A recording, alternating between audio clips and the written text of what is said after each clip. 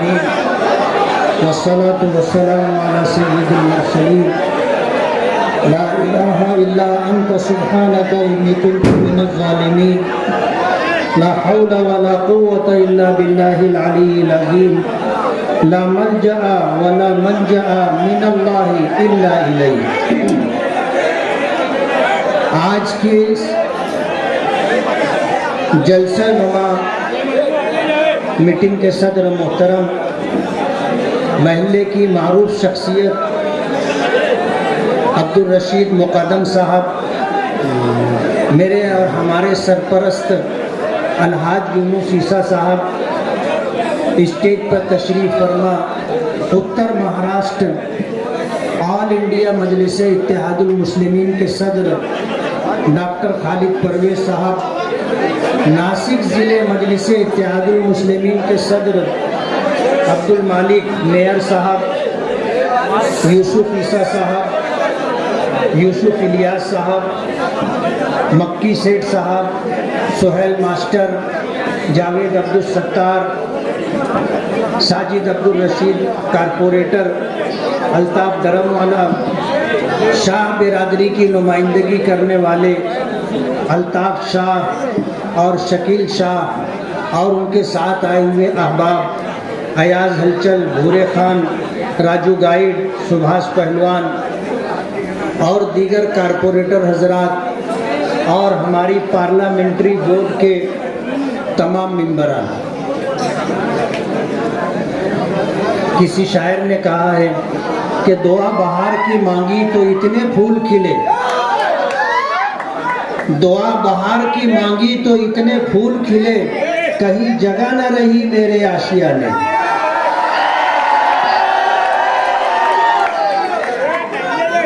हमने meeting call की थी और इतना बड़ा मजमा जमा होगा हमने सोचा नहीं था।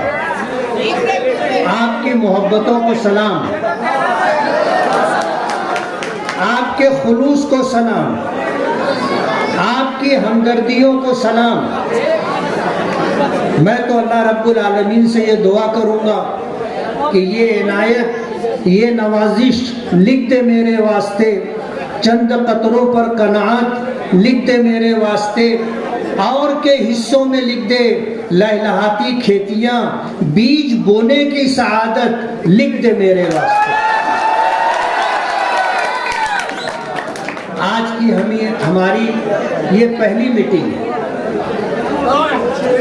साबिक मेयर अब्दुल मालिक साहब ने, डॉक्टर खालिद परवेज़ साहब ने, यूसुफ इलियास साहब ने आपको बता दिया कि हम गधों के साथ दौड़ना नहीं चाहते थे। हम इलेक्शन खड़ा नहीं करना चाहते थे, हम वक्त का इंतजार कर रहे थे। लेकिन झूठ इतनी शिद्दत से बोला जा रहा है और ये झूठ चलकर हमारे दरवाजे तक आ गया, तो मजबूरन हमें दरवाजे से बाहर निकलना पड़ा और शहर को ये बताने पर हम मजबूर हो गए कि सच क्या है और झूठ क्या है। इस वार्ड में आकर के वार्ड के लोगों को गुमराह करने की कोशिश की गई कि मुफ्ती साहब ने काम क्या किया। अरे अल्लाह का एहसान है, आज पूरे शहर में 15 जगहों पर हमारा काम चल रहा है और 20 करोड़ रुपए से ज्यादा काम अभी पेंडिंग है। हमारे कामों को रोकने के लिए प्रशासक को इस्तेमाल करके हमारे कामों को रोका गया और अंडरग्राउंड ड्रेनेज के नाम पर, जिसके वो पार्टनर हैं और जिनके लोग सुपरवाइजर करके वहां पर लगे हुए हैं, उनको 1-1 लाख रुपया महीने की तनख्वाह मिल रही है। हमारे कामों को रोकने की कोशिश की गई, लेकिन कहते हैं ना, जिसे अल्लाह रखे उसे कौन चखे।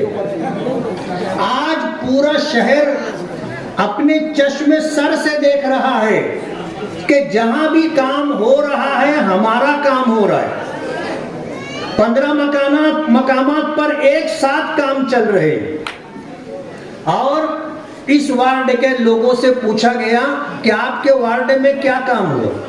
कारपोरेशन के खजाने को मौलाना अब्दुल हमीद नोमानी पुल के नाम से आपने चूना लगाया। 80 लाख और 1 करोड़ रुपए में वो पुल बनाया। इतनी बड़ी शख्सियत, इतना बुलंद नाम, जिसकी गूंज मालेगांव से लेकर दिल्ली तक थी। मरहूम हजरत मौलाना अब्दुल हमीद नोमानी रहमतुल्लाह अलैह के नाम से जिस पुल को मंसूब किया गया, जिसके नाम पर करोड़ 1.5 करोड़ रुपया कारपोरेशन का लूटा गया, किस तरह का बना करके दिया गया है आपको पता है। आज आपको मैं ये बताते हुए खुशी महसूस कर रहा हूं। मैं अल्लाह रब्बुल आलमीन का शुक्रगुजार हूं कि नोमानी पुल का टेंडर फिनिश हो गया है। 8 दिन की मुद्दत डाली गई है। पुल बनाने के ख्वाहिशमंद ठेकेदार टेंडर डालेंगे और कानूनी प्रोसीजर पूरा करके उस पुल को बनाने का ठेका किसको मिलता है, किस एजेंसी को मिलता है, 8 दिन में वो फाइनल हो जाएगा। और इंशाअल्लाह 8 दिन के बाद हम नोमानी पुल का काम शुरू करें। नोमानी पुल का बजट 7 करोड़ 67 लाख रुपया है। और जैसा पुल नदी पर बन रहा है, ऐसा ही बुलंदोबाला, शानदार और मिसाली पुल हम बना करके आपको देंगे।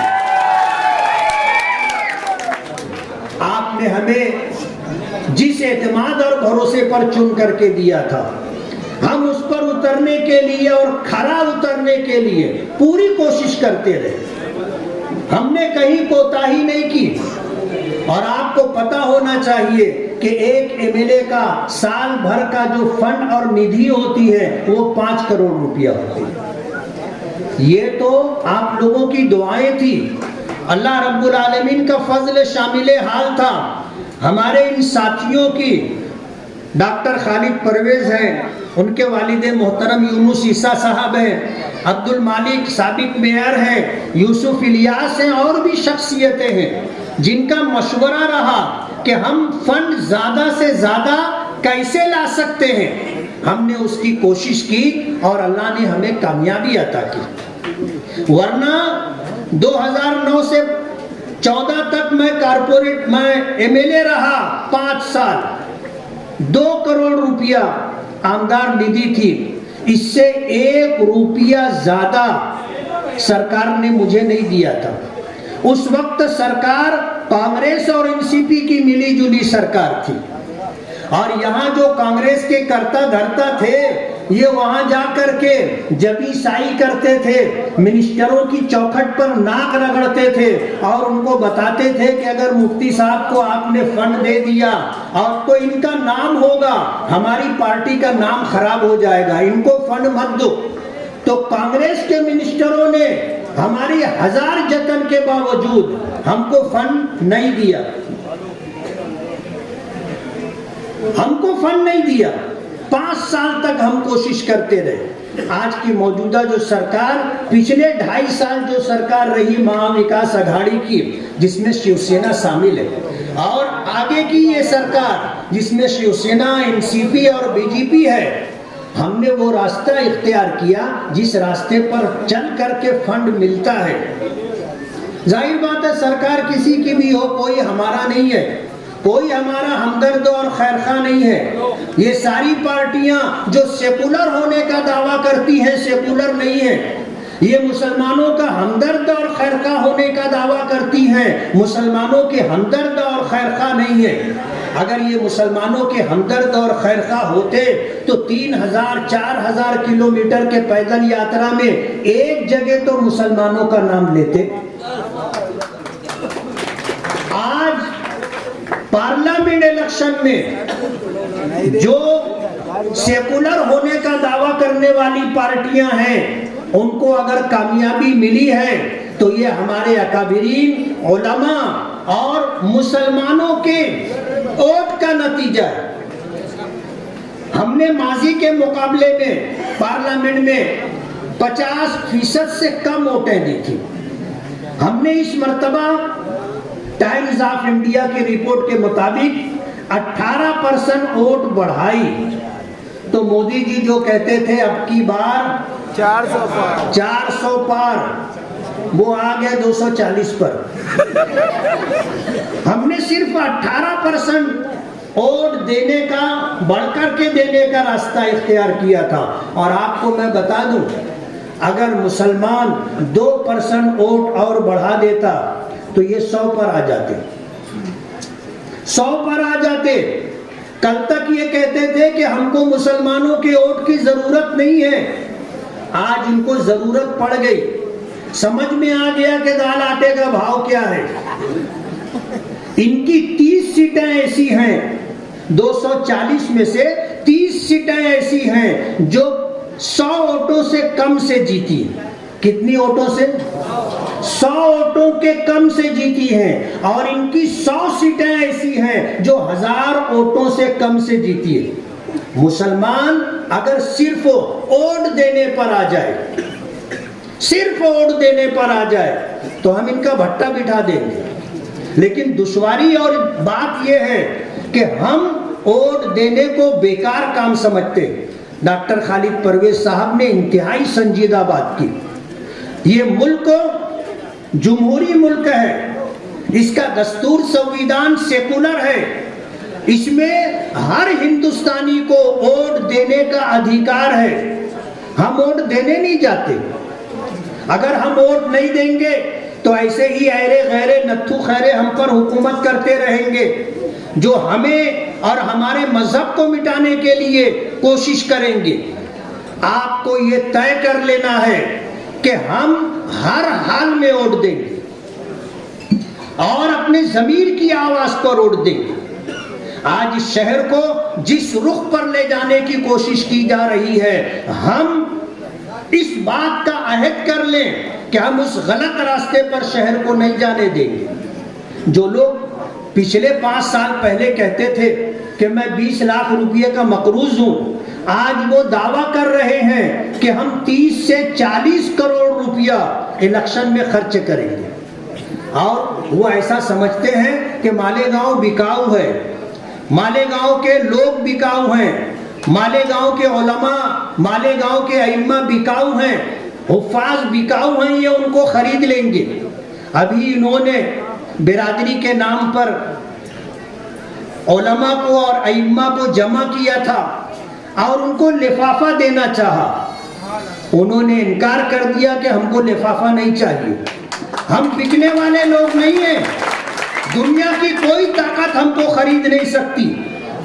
हम अल्लाह उसके रसूल पर ईमान रखते हैं, हम ज़मीर की आवाज पर फैसला करेंगे।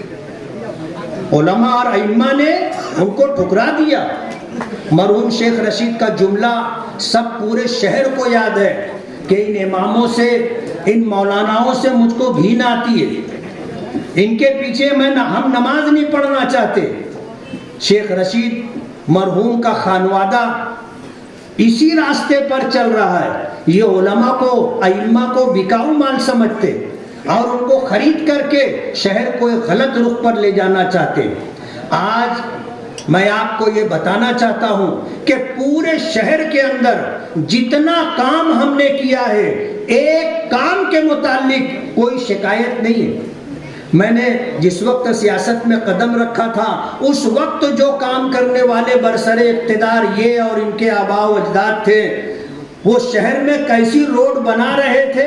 मैंने बताया था, रोड बनती है, एक बारिश होती है, काजू बादाम निकलने लगता है, काजू बादाम निकलने लग जाता। आज अल्लाह का करम है, 100 के करीब सड़कें हम बना चुके, छोटी बड़ी। एक जगह भी काजू बादाम निकलना तो दूर की बात है, शक्ल भी नहीं बता रहा है ना। हम क्वालिटी में काम करके दे रहे हैं और इंशाअल्लाह क्वालिटी में काम करके देंगे। पूरा शहर देखेगा, पूरा शहर देखेगा। जो रोड हमने शुरू किया, आरसीसी बनाना, सीमेंट रोड बनाना, हमारी देखी देखा लोगों ने बनाना शुरू किया। लेकिन उनके बनाए हुए रोड रास्ते आप जाकर के देख सकते हैं। हम वक्त आने पर उसकी निशानदही भी करेंगे। इस शहर के अंदर हमने जो काम किया है ये उसकी लिस्ट है। आप बोलो तो मैं सुना दूं। हमने वॉलीबॉल ग्राउंड में 10 लाख रुपए के बजट से हॉल और गेट का काम किया है। आप जा करके देख सकते हैं। साजिद अब्दुल रशीद से आप राब्ता करेंगे, वो आपको ले जाकर के बता देंगे। गालिब नगर और झोपड़े वाली मस्जिद के पास हमने 4 गलियों में 20 लाख रुपए के बजट से सीमेंट कंक्रीट रोड का काम किया है। महल्ले के लोग इस बात के गवाह हैं। और इसके अलावा इस महल्ले से हट करके होने वाले जो काम है, जैसे यूनुस ईसा साहब, उनकी गली 25 लाख रुपए के बजट से बनेगी। याकूब उस्ताद अखाड़े वाली गली 25 लाख रुपए के बजट से बनेगी। नोमानी ब्रिज 5 करोड़ 76 लाख रुपए के बजट से बनेगा। चंदनपुरी गेट से मासूम शाह कुट्टी तक 3 करोड़ रुपए के बजट से सीमेंट कंक्रीट रोड बनेगा। वार्ड नंबर 17 में चंदनपुरी गेट से अल्लामा इकबाल पुल तक 2.5 करोड़ रुपए के बजट से सीमेंट रोड बनेगा। वार्ड नंबर 17 में 21 लाख रुपए के बजट से लाइट और पोल का काम होगा। इंशाअल्लाह ये काम हम 2 महीने में आपको करके देंगे। काम शुरू हो जाएगा और वक्त आने पर काम भी होगा। हमने सलाम चाचा रोड पर 1 करोड़ रुपए के बजट से सीमेंट कंक्रीट रोड बना दी है। सूफिया मस्जिद वाली रोड 30 लाख रुपए के बजट से बन चुकी है। पवारवाड़ी गट नंबर 111 की 12 गलियों में 1 करोड़ के बजट से सीमेंट रोड और गटर बन रही है। पवारवाड़ी गट नंबर 116 की 8 गलियों में 60 लाख रुपए के बजट से सीमेंट रोड और गटर का काम चल रहा है। पवारवाड़ी नाहिद हज्जिन मस्जिद के पास 8 गलियों में 50 लाख रुपए के बजट से सीमेंट रोड और नाला बन रहा है। दत्ता नगर वाली गली में 1 करोड़ रुपए के बजट से रजा चौक वाला रोड 2 करोड़ रुपए के बजट से, खलील सेठ की साइजिंग वाला रोड 30 लाख रुपए के बजट से, नया पूरा जलील दादा मिंबर वाली, बुरा मत मानना, कैसा है कि इसी नाम से पहचाने जाते हैं। मैं सिर्फ जलील बोलता तो शायद आप नहीं पहचानते। जलील मिंबर की गली, नया पूरा जलील मिंबर वाली गली 20 लाख रुपए के बजट से बन चुकी है। बराबर है जलील भाई। नया पूरा सलीम इक्का वाली गली नंबर 14 तामीरी काम चल रहा है। वार्ड नंबर 13 जाफर नगर अशफाक साहब वाली गली बन चुकी है। मौलाना उमरैन चौक के पास 1 करोड़ रुपए के बजट से गार्डन का काम मुकम्मल हो चुका है। मालदा में गार्डन का काम 5 करोड़ रुपए के बजट से इंशाअल्लाह होगा। वर्क ऑर्डर वगैरह हो चुका है। इस्लामपुरा निशात रोड 50 लाख रुपए के बजट से ये रोड बन चुका है। 15 से 20 करोड़ रुपए के बजट से इस महीने में काम शुरू है। कुछ हो गया है, कुछ होने वाला है। हमने शहर में काम किया है और क्वालिटी में काम किया है और इंशाअल्लाह जो रोड हमने बनाया है 15-20 साल आपको उसको वहां रोड बनाने की जरूरत नहीं पड़ेगी। इस शहर को जिस रुख पर ये ले जाना चाहते हैं, हमारे तमाम साथियों ने उसकी निशानदही की है। ये शहर को तबाह और बर्बाद करना चाहते हैं। जिनके पास पैसे नहीं थे, इलेक्शन लड़ने के वक्त 20 लाख रुपए का अपने आप को मकरूज बता रहे थे, आज उनके पास 30 से 40 करोड़ रुपया कहां से आया? क्या धंधा करते हैं, क्या कारोबार करते? पिछले दिनों आपने सुना था खालिद हाजी ने ऐलान किया था नशा मुक्त मालेगांव। क्या ऐलान किया था? नशा मुक्त मालेगांव। और उस वक्त अलग अलग मकामात पर प्रोग्राम करके नशे का धंधा करने वाले लोगों पर प्रेशर बनाया जा रहा था। उनको धौंस और धमकी दी जा रही थी, उनके घरों में घुस करके उनका हाथ पैर तोड़ दिया जाएगा, ऐसा वार्ड नंबर 7 में उन्होंने ऐलान किया था। लेकिन कानूनी तौर पर कुछ नहीं किया, कहीं एक लेटर नहीं दिया, कहीं कंप्लेन नहीं की। जब ये सब लोग प्रेशर में आ गए तो खालिद हाजी साहब उनके पार्टनर बन गए, उनके पार्टनर बन गए और मुस्तकिल पैसा जमा किया जा रहा है। मैं आपसे कहना चाहूंगा, अब्दुल मालिक साबिक मेयर ने जो ऐलान किया है कि इनका धंधा तो हम बंद करेंगे, लेकिन इसके लिए हमें आपका साथ चाहिए। आपके इल्म में अगर आए, आपको पता चले कि कौन कुत्ता गोली बेचता है, कौन एमडी बेचता है, कौन गांजे का कारोबार कर रहा है, कौन नशा और चीजें बैरून शहर से ला करके मालेगांव में सप्लाई करता है, कौन होलसेलर है और कौन रिटेल में ये काम करता है, अगर आपको पता चले, आपकी शरई और समाजी जिम्मेदारी है, आप हमसे राब्ता करें, उनको अंजाम तक पहुंचाने का काम हम करेंगे। आने वाले थोड़े दिनों में आप सुनोगे कि ये जो धंधा कर रहे हैं और जो इनके पार्टनर बने हैं, इंशाअल्लाह थोड़े दिनों में ये अंदर रहेंगे। हमने हाउस में इनके खिलाफ आवाज उठाई और मालेगांव छोड़ दीजिए, मालेगांव में डिपार्टमेंट में ऐसी काली भेड़ है जो इनसे हफ्ता लेती है और हफ्ता लेने की वजह से इनके खिलाफ जब ईमानदार ऑफिसरान कार्रवाई करना चाहते हैं तो ये उनको खबर कर देते, उनको बता देते। लेकिन मैं उन काली भेड़ों से ये कहना चाहता हूं कि आज इस शहर में ईमानदार ऑफिसरान मौजूद हैं, हमारे जिले में ईमानदार ऑफिसरान मौजूद हैं, महाराष्ट्र के अंदर ईमानदार एजेंसियां मौजूद हैं। ये इनके तमाम कॉन्टेक्ट निकाल रहे हैं और उनको मिल भी रहे हैं। डॉक्टर खालिद परवेज साहब ने इशारे में ये बात कही कि उनकी कॉल रिकॉर्डिंग है, क्रॉस रिकॉर्डिंग कर दी गई है और कहते हैं कानून का हाथ बहुत लंबा होता है। गुनहगार ऐसा समझता है कि कोई मुझे देख नहीं रहा है, लेकिन बहुत पहले हमारे बड़ों ने यह बात कही है कि दीवारों को कान होता है, बराबर है। उसमें एक जुमला मैं आगे बोलता हूँ, दीवारों को आंख भी होती है। तुम्हारे सारे कारनामे आज डिपार्टमेंट के सामने है और इंशाअल्लाह ज्यादा दिन नहीं लगेगा। मैं तो आपको ये खुशखबरी दूंगा, इलेक्शन होने से पहले इनके घर के 2 जिम्मेदार अंदर होंगे। लड़ना हम भी जानते हैं, लड़ना हम भी जानते हैं। रौनकाबाद के 2019 के जलसे में शेख आसिफ साहब ने कहा था कि मुफ्ती साहब मुझे मारने के लिए सुपारी दिए।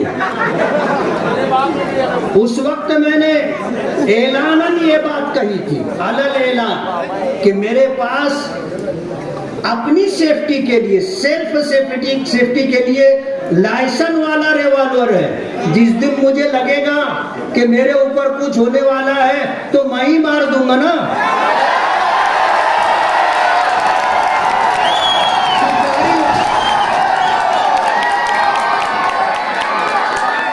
किसी को सुपारी देने की जरूरत नहीं है, सरकार ने मुझे मारने का हक दिया है।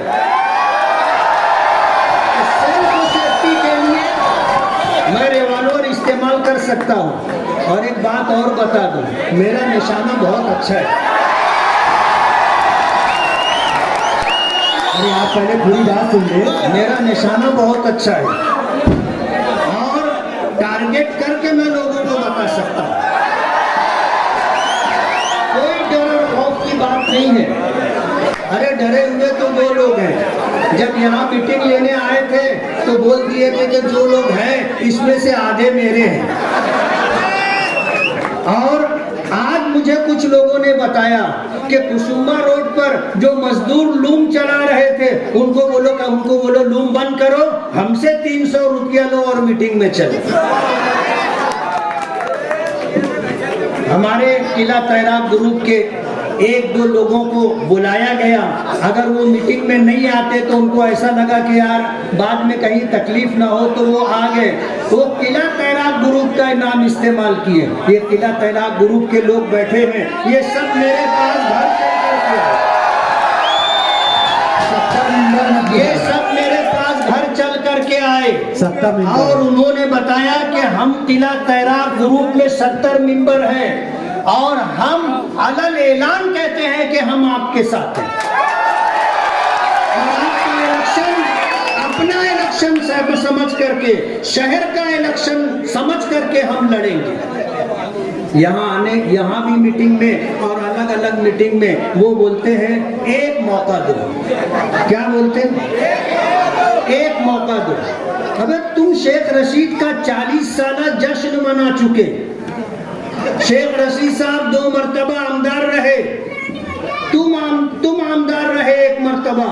शेख रशीद साहब मेयर रहे, तुम मेयर रह चुके। तुम्हारी अम्मा मोहतरमा मेयर रह चुकी, 2-2, 3-3 मरतबा मेयर रह चुकी। आप तो ऐसा बोल रहे हो जैसे आपने वो दरवाजा कभी देखा ही नहीं था। बोले एक बार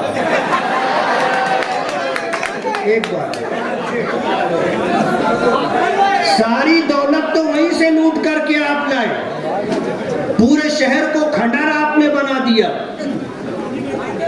पानी आपने बेच डाला और साथ में ये कहा कि अगर हमारा बस चले तो ये नारू शंकर का किला भी बेच डालेंगे।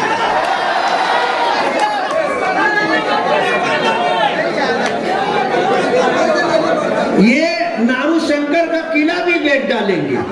अभी आपने मालिक मेयर साहब की जुबानी नितेश राणे की बात सुनी। मैं आपको सच्चाई बताता हूँ, नितेश राणे को मालेगांव लाने वाला शेख आसिफ है और उसकी कॉल रिकॉर्डिंग भी है। कहते हैं ना,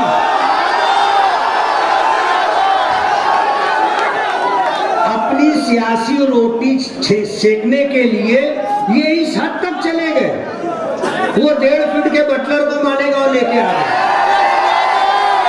और वहां के कहता है ये पूरी किला झोपड़पट्टी उखाड़ के फेंक दूंगा, बुलडोजर लेकर के आऊंगा, सबको मिटा करके खत्म कर दूंगा। हमको आकर के कहना पड़ा कि तेरी और तेरे बाप की हिम्मत हो तो आके बता। बुलडोजर के सामने हम खड़े रहेंगे, बुलडोजर के सामने हम खड़े रहेंगे। उसकी हिम्मत नहीं है मालेगांव आने की। उसको इन्होंने सपोर्ट किया था और उनको मालेगांव लाने के लिए पूरी प्रोग्रामिंग हुई थी। लेकिन कहते हैं ना कि माजी आदमी का पीछा नहीं छोड़ता। और अब मुसीबत ये हो गई है कि जिसको फोन करो तो उसकी कॉल रिकॉर्डिंग चालू रहती है। अब बहुत सोच समझ के बात करनी पड़ती है कि ये अपना है या पराया है और कॉल रिकॉर्ड हो रही है। कल हमारी इसकी बात कहीं वायरल ना हो तो पूरे शहर को खंडहर बनाने के जिम्मेदार ये हैं। मैं आपको बताना चाहता हूँ, रोड गटर बनाना आमदार का काम नहीं है, रोड गटर बनाना पार्लियामेंट मेंबर का काम नहीं है, ये कारपोरेशन का काम है, म्यूनिसिपैलिटी का काम है। हमारे अलहाज मरहूम शब्बीर अहमद साहब जब यहाँ सदर बल्दिया थे, उन्होंने उस जमाने में जो सीमेंट रोड बनाई है आज तक उसका बदल नहीं और काजू बादाम आज तक निकला नहीं। वहां पर खुदाई करने के लिए मजदूर की हिम्मत खत्म हो जाती, वो रोड तोड़ नहीं पाते। काश एक आध रोड तो तुम ऐसा बना देते कि बाद में आने वाले कम से कम तुम्हारा नाम तो लेते कि उन्होंने ऐसा बनाया। ये 25 साल इख्तिदार पर रहे कारपोरेशन में।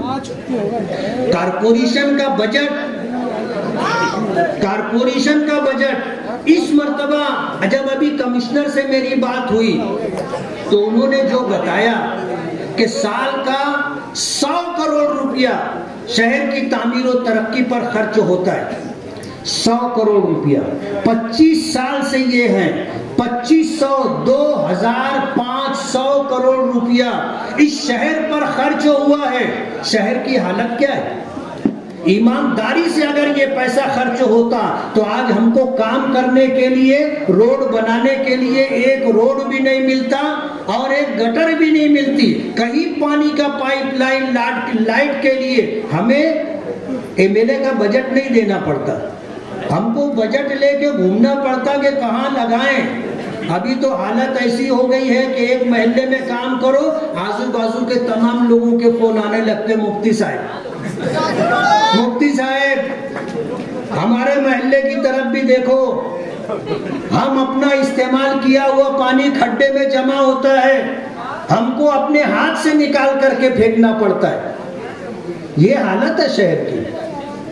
और ये अपना गुनाह, अपना जुर्म छुपाने के लिए आज छचन कर रहे हैं। इधर उधर जहां थोड़ा बहुत कहीं खड्डा दिख गया वहां जाके बैठ रहे हैं, कहीं ढापा टूट गया वहां जाके बैठ रहे हैं। और मैं तो उनका इस माना करके शुक्रगुजार हूं कि जहां इन्होंने कोई काम नहीं किया, हमने काम करने के लिए बेड़ा उठाया, फंड लाए, टेंडरिंग हुई, वर्क ऑर्डर हो गया, अब वहां पर काम होना है तो ये वहां जाके धरना दे रहे हैं। मैं शुक्रगुजार हूं।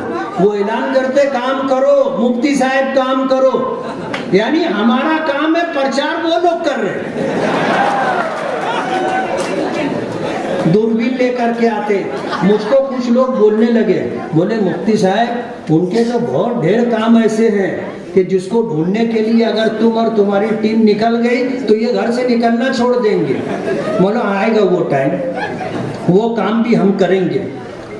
तो ये ऐसे बोलते, बोले एक मर्तबा, अरे क्या 25 साल 40 साल में सारा मौका तो शहर ने आपको ही दिया था, आपने शहर को क्या दिया? आपने शहर को क्या दिया? पूरे शहर को आपने खंडर बना दिया और शहरियान को आपने जिल्लतनाक जिंदगी गुजारने पर मजबूर कर दिया। अहले शहर को ये बात सोचना चाहिए, आज जो जुर्म उन्होंने किया है और नामर्दी के साथ जिस तरह अब्दुल मालिक पर फायरिंग की है, डर तो है उनको। यहाँ जब आए थे तो मजमे में मीटिंग में आधे लोग उनके थे, जिसमें से 20 लोग के पास सामान भी था। पुलिस डिपार्टमेंट क्या करती है? पुलिस डिपार्टमेंट को इनकी जहां मीटिंग हो और जलसा हो, इनके आसपास जो लोग हैं उनको चेक करो, आपको उनके पास बगैर लाइसेंस का पिस्टल और रिवॉल्वर मिलेगा। मैं अपनी बात आप लोगों के जरिए डिपार्टमेंट तक और सरकार तक पहुंचाना चाहता हूं कि ये सामान लेकर के घूमते हैं और शहर में लोगों को डराने के लिए ऐसे उठा के बताते हैं।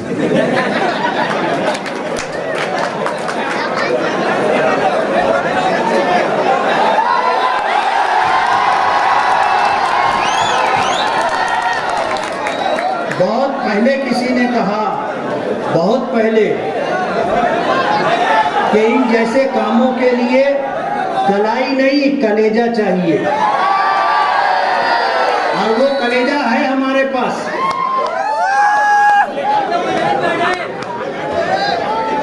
वो जिगर है हमारे पास। और एक जुमला और सुन लो, साथ में लेके जाना, तलवार रख लेने से कोई टीपू सुल्तान नहीं हो जाता। वक्त आएगा आपको बताएंगे, वक्त आएगा आपको हम बताएंगे। आज तो इनकी हालत ये हो गई है कि पूरे शहर के लोगों से कह रहे हैं एक बात, और शहर इनको जानता है 32 तारीख के नाम से। शहर इनको जानता है 32 तारीख के नाम से। ये अपने खानदान के तमाम लोगों को बार बार इस बात का यकीन दिलाना चाहते हैं कि हम इलेक्शन में 30-40 करोड़ रुपया खर्चा करेंगे। अब वो 32 तारीख वाली बात नहीं है। ये खानदान को लोगों को समझाने की कोशिश कर रहे हैं कि हम तुमको खर्चा देंगे, हम तुमको पैसा देंगे, तुम टेंशन मत लो। लेकिन जाहिर बात है, कहते हैं ना कि जमी गर्दद जमा गर्दद न गर्दद गुल मोहम्मद खान। ये पहाड़ को सरकाने की बात कर रहे हैं, इनके बाप से भी पहाड़ नहीं सरके। ये इंतहाई वकील और कंजूस आदमी, जिससे वादा करता है जिंदगी में कभी इसने वादा पूरा नहीं किया। ऐसे सैकड़ों लोग इस मजमे में मिल जाएंगे। जिससे पैसा ले लिया, कभी उसका पैसा वापस नहीं किया, पैसा वापस नहीं किया। और पिछले इलेक्शन 2019 में शहर में 50 लोगों से पैसा लिया था। आज भी वो लोग रो रहे हैं। जब इनको फोन करते बोले फोन करना नहीं, पैसा मांगने के लिए फोन करना नहीं। बेचारे सीधे साधे शरीफ लोग हैं, अपने पैसे पे सब्र कर लिए। पीछे यूसुफ भूरे खां साहब बैठे हैं, ये भी लेवाल है। हाँ, ये भी लेवाल है। इन्होंने कभी उनको मदद की थी, आज तक इनका पैसा वापस नहीं आया। तो ये 32 तारीख है और ये अपने खानदान को और शहर के लोगों को ये समझाना और बताना चाहते हैं कि अब वो बात अब नहीं है। लेकिन कहते हैं ना, आदमी की फितरत नहीं बदलती, फितरत नहीं बदलती। और ये जो कह रहे थे कि आज हमसे नाराजगी मत जताओ, पेटी बंद होने के बाद सब बात कर लेंगे, सब नाराजगी खत्म हो जाएगी। मैं आपको बताना चाहता हूँ, पेटी बंद होने के बाद इनका मोबाइल भी बंद हो जाएगा, इनका मोबाइल भी बंद हो जाएगा, इनके घर के दरवाजे भी बंद हो जाएंगे लोगों के लिए। आना नहीं घर पर। पिलखोड़ से आए थे यार, जोड़ने से नहीं आए थे। शेख रशीद साहब का जुमला है कि मैं पिलखोड़ से फटी कमीज पहन करके आया था। हमारी बात नहीं है, शेख रशीद साहब की बात है। किसी जलसे में उन्होंने कहा था कि मैं पिलखोड़ से फटी कमीज पहन करके आया। हमारी सोशल मीडिया पर जो हमारे बच्चे मेहनत करते हैं, उनको ये दम देते।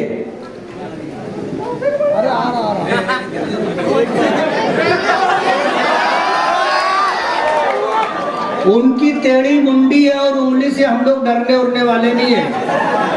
बोले आज नहीं, पेटी बंद होने के बाद तुम्हारे घर पर आऊंगा। बोले पेटी बंद होने के बाद तुम्हारे घर पर आऊंगा। कोई आता होता नहीं। हाँ, पेटी बंद होने के बाद पूरा शहर इनको ढूंढने के लिए निकलेगा ना, पूरा शहर ढूंढने के लिए निकलेगा। हिसाब और किताब लेना हम भी जानते, और हमने इनको कभी छेड़ा नहीं। लेकिन अभी उन्होंने जो हरकत की कि जमीयत उलमा पर उन्होंने इल्जाम लगाया। जमीयत उलमा हिंदुस्तान में मुसलमानों की वाहिद नुमाइंदा तंजीम है जो जमीन से लेकर सुप्रीम कोर्ट तक मजलूम मुसलमानों का मुकदमा लड़ रही है, जिसको 19 नवंबर 1919 में हमारे बुजुर्गों ने, उलमा ने कायम किया था, जिसकी एक ताबनाक, रोशन और जर्रीन तारीख है, जिसके नाम से हुकूमत भी सोचने पर मजबूर हो जाती है। उस पर इल्जाम लगा रहे कि बोले इनका बांग्लादेश से ताल्लुक है और ये जमात बांग्लादेश में फंडिंग करती है। अब जमीयत उलमा को उन्होंने छेड़ा है। जमीयत उलमा की हंगामी मीटिंग हुई और जमीयत उलमा के मिंबरान ने तय कर लिया कि हम इनको तो छाती का नहीं, नानी का दूध याद दिलाते। और इल्जाम वो लगाया गया है जो डॉक्टर जाकिर नाइक पर लगाया गया। उस आदमी को इस इल्जाम की वजह से हिंदुस्तान छोड़ना पड़ा। आज मलेशिया में जा करके उनको जो है शरण लेनी पड़ी, पनाह लेनी पड़ी। इनका बीजेपी से ताल्लुक है और ये बीजेपी की ईमा पर, बीजेपी के इशारे पर जमीयत उलमा पर ये इल्जाम लगा रहे हैं। हम सब समझते हैं और उसकी खुली दलील है। ये बोलते हैं अजीत दादा पवार, अजीत दादा पवार, अजीत दादा पवार। ये बोलते हैं हम आजाद इलेक्शन लड़ेंगे। ये सौदा करके आए अजीत दादा पवार से कि आप हमको इलेक्शन लड़ने के लिए फंड दो, हम आजाद लड़ेंगे और चुन करके आएंगे तो आपके साथ बीजेपी में जाएंगे। इनको वोट देना, बीजेपी को वोट देना। इनको वोट देना पूरे मुल्क में मुसलमानों के खिलाफ वोट देना है, मसाजिद के खिलाफ वोट देना है, दरगाहों मदरसों के खिलाफ वोट देना है। इनको वोट देना मुसलमानों को तबाह और बर्बाद करने के लिए वोट देना है। हम तो कुछ बोलना नहीं चाहते थे, हम चाहते थे कि ये अजीत दादा पवार का नाम बार बार ले, ताकि शहर वालों को समझाना हमारे लिए आसान हो जाए कि अजीत दादा पवार के साथ बीजेपी में जाने का प्रोग्राम बनाए। इसलिए आज की इस मीटिंग में मैं आपको ये पैगाम देना चाहता हूँ, ये इलेक्शन आप मेरे लिए मत लड़िए। सियासत से मुझे कोई खास दिलचस्पी नहीं है। इनकी दादागिरी, भ्रष्टाचारी और हमारी माँ और बहनों के साथ जो सुलूक इनका था, उसके खिलाफ मैं सियासत में आया था। उस दिन से मैंने तय कर लिया है कि इनको घर बिठाना है।